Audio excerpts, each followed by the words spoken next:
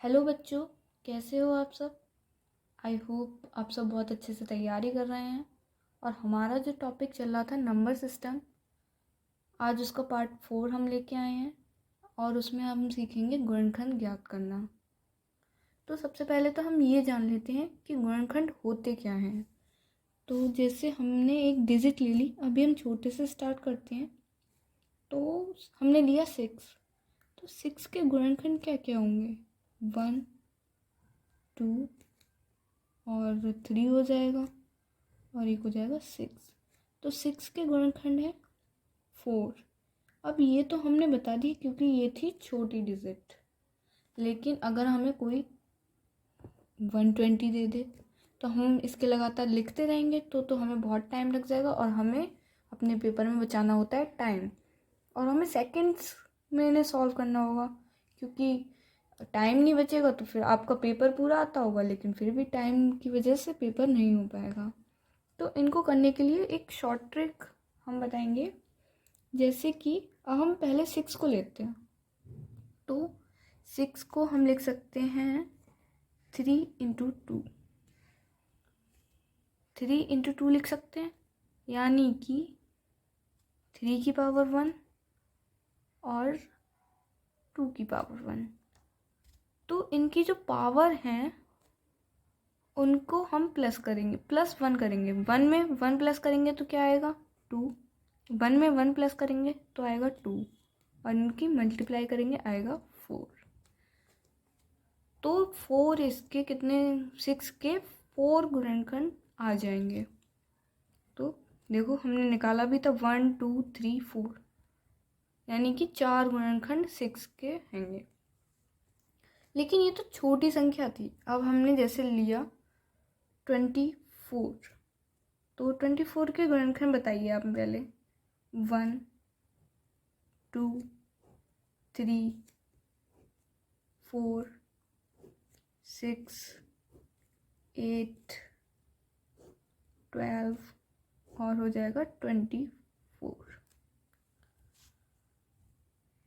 मतलब कि 1 2 3 4 5 6 7 8 8 जो फैक्टर्स हैं 24 के।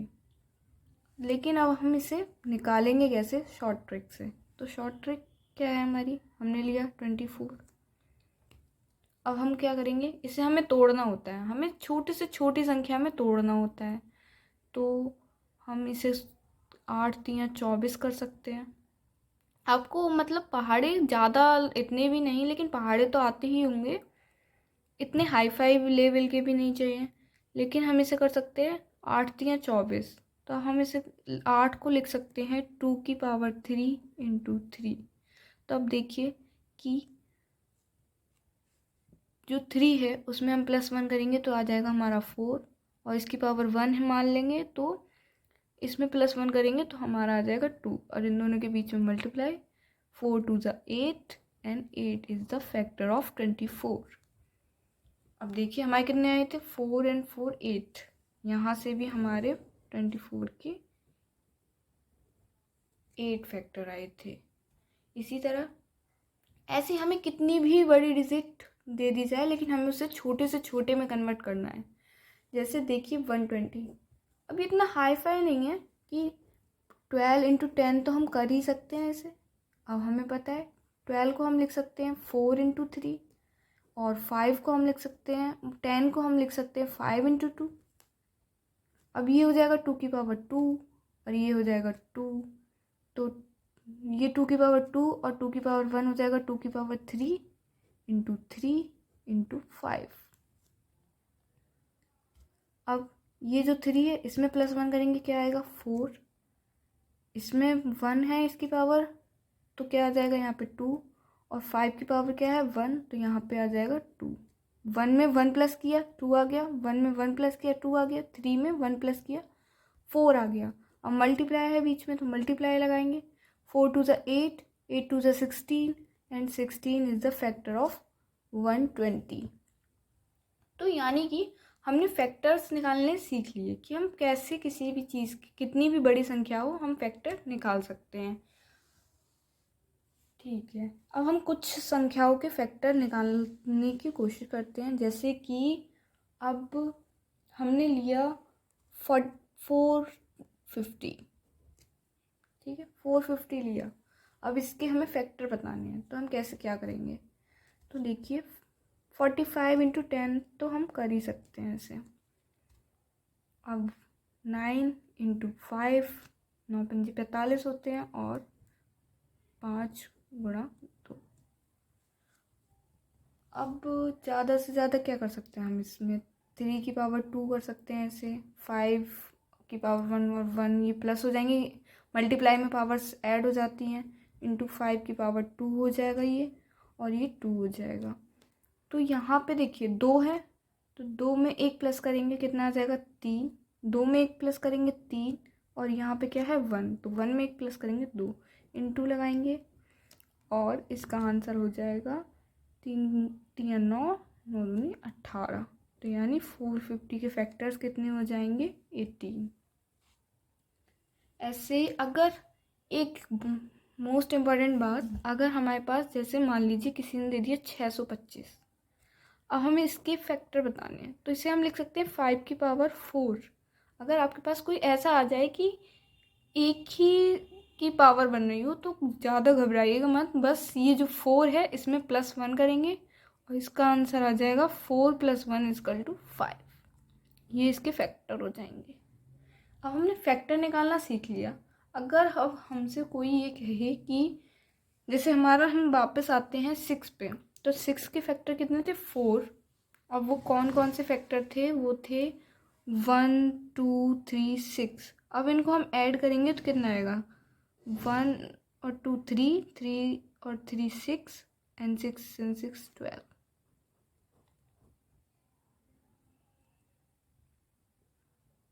ठीक है, 3 और 2 5 और 1 6, 6 12। मतलब कि इनके जो फैक्टर्स हैं उनको ऐड करेंगे तो हमारे पास आ रहा है 12। लेकिन अब हम, अगर हमसे पूछ लिया कि गुणनखंड का योग ज्ञात करना सीखिए, हमारा क्या आंसर आ रहा था? 12। इसे याद रखिएगा, और हम नीचे निकाल के इसे ट्रिक से सॉल्व करते हैं। तो देखिए हमारे पास था 6, इसके फिर से वही फैक्टर करेंगे कि 3 इंटू 2। अब यहाँ पे देखिए 3 की पावर 1 है, 2 की पावर 1 है, तो 3 को हम क्या, अगर यहाँ पे जितनी भी पावर है 0 से स्टार्ट करके हमें वहीं तक लाना है। जैसे 3 की पावर 0 प्लस बीच में 3 की पावर 1, इसे ऐसे लिख सकते हैं ब्रैकेट क्लोज, इनटू 2 की पावर 0 प्लस 2 की पावर 1 तक लाना है। जैसे कि अब हम फिर से बताते हैं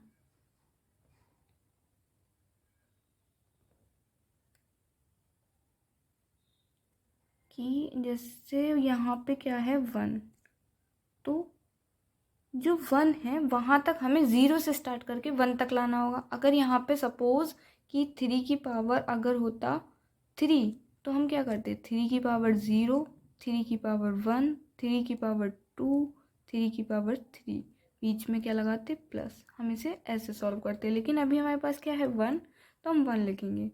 और 3 की पावर किसी की पावर 0 हो तो उसका आंसर होता है 1। 3 की पावर 3 इज़ 1, इंटू 2 की पावर 0 इज़ 1, प्लस 2 की पावर 1 इज़ 2। अब देखिए ये हो जाएगा 3 + 1 इज़ 4, इंटू 4 इंटू 2 + 1 इज़ 3, और ये हो जाएगा 4 3 इज़ 12। अब हम देखेंगे हमारा कितना आया। ये क्या था? गुणनखंड का योग। जो इतना पार्ट हमने बताया वो था गुणनखंड का योग निकालना। देखिए अब यहाँ पे हमारा कितना आया? 12। अब देखिए हमने ऊपर निकाला था वो भी हमारा गुणनखंड का योग कितना था? 12। तो यानी ये शॉर्ट ट्रिक भी हमारी बिल्कुल करेक्ट बैठती है। जैसे कि अब हम आ जाते हैं कि हम कोई बड़ी संख्या लेते हैं। अभी हमने 24 ही लेते हैं, चलो थोड़ा सा छोटा कर लेते हैं पहले, फिर हम 24 ली। अब इसे हम फिर से करेंगे 8 इंटू 3, और इसे हम कर लेंगे 2 की पावर 3 इंटू 3। तो ये कितना है, 3 तक जा रहा है। अब हमें क्या निकालना है, पहले अगर हम गुणनखंड निकालते कि गुणनखंड कितने हैं, तो हम इसमें 3 में +1 करते और यहाँ पे 1 जो है उसमें +1 करते और उनकी मल्टीप्लाई करके हमारा आंसर आ जाता। लेकिन अब हमें पूछा है गुणनखंड का योग, तो योग हम कैसे निकालेंगे। योग के लिए हम क्या करेंगे कि ये कहाँ तक जा रहा है, 3 तक, हम 0 से स्टार्ट करेंगे। 2 की पावर 0 प्लस 2 की पावर 1 प्लस 2 की पावर 2 प्लस 2 की पावर 3। ओके, अब मल्टीप्लाई में हमारा क्या चल रहा है, 3 की पावर 0 प्लस 3 की पावर 1। तो अब देखिए 2 की पावर 0 इज़ 1 प्लस 2 की पावर 1 इज़ 2, 4 और 8 ये हो जाएगा, इनटू हो जाएगा 3 की पावर 0 इज़ 1 प्लस 3 और इसका आंसर होगा 8 4 12 13 14 15 इंटू 4 चौका 60। इसका आंसर होगा 60। 24 के अगर हमें जो गुणनखंडों का योग ज्ञात करना है तो हम इस तरीके से ज्ञात करेंगे। अभी आपको समझाते हुए बहुत टाइम लग रहा है कि जैसे ये ऐसे करना होगा, लेकिन अगर जब आप इनकी सबकी प्रैक्टिस करेंगे तो आपको एकदम क्लियर हो जाएगा कि एकदम हाथ ऐसे स्मूथली बहेगा कि बहुत जल्दी सेकंड्स में हो जाएगा। तो हमने क्या ज्ञात करना सीख लिया, गुणनखंड ज्ञात करना सीख लिया कि हमें अगर गुणनखंड निकालना है तो हमें प्राइम नंबर्स जो होते हैं इनमें तोड़ लेना है सबको, और अगर हमें गुणनखंड निकालना है तो पावर में 1 प्लस करके उनकी मल्टीप्लाई कर देनी है, हमें गुणनखंड प्राप्त हो जाएगा। और अगर हमें गुणनखंड का योग निकालना है, ये वाला क्या था, योग निकालना वाला, तो हम क्या करेंगे, हमारी पावर 1 तक है और ये 1 तक है, तो हम 0 से लेके 1 तक पहुंचा देंगे। और हम वैसे ही इनके प्राइम फैक्टर्स करेंगे कि प्राइम नंबर की पावर में लाएंगे सबको। और अगर जैसे ये 3 तक है तो 0 से लेके 3 तक पहुंचा देंगे। जैसे यहाँ पे जितने भी n कोई भी नेचुरल नंबर है तो वहाँ तक 0 से लेकर 2 की पावर 0, 2 की पावर 1, 2 की पावर 2, 2 की पावर 3 लाइक दैट यहाँ तक पहुँचा देंगे और बीच में हम प्लस लगा के इस तरीके से सॉल्व करके आंसर ले आएंगे। अब ऐसे ही आपको कितनी भी बड़ी संख्या दे दे, बस आपको छोटे से छोटे में तोड़ लेना है और इसको सॉल्व कर लेना है। तो आज की क्लास यहीं पे ख़त्म करते हैं और नेक्स्ट वीडियो में हम देखेंगे कि इनके जो गुणनखंड हैं उनके योग निकाल लिए हैं हमने। अब हमें सम गुणनखंड, विषम गुणनखंड, ये कैसे पता चलेगा कि सम कितने हैं, सम का योग कितना है, तो ये हम नेक्स्ट वीडियो में देखेंगे। तो धन्यवाद।